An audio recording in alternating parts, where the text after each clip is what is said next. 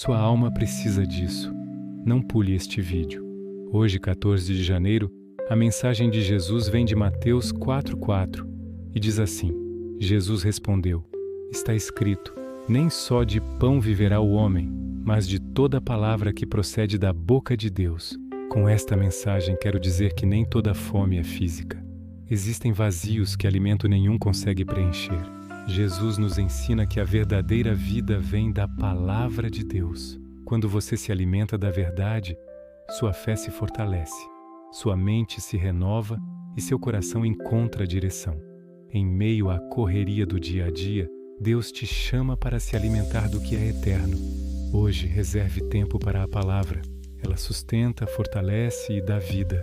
Nos acompanhe também no YouTube e reze o terço da libertação todos os dias. Jesus vai transformar sua vida.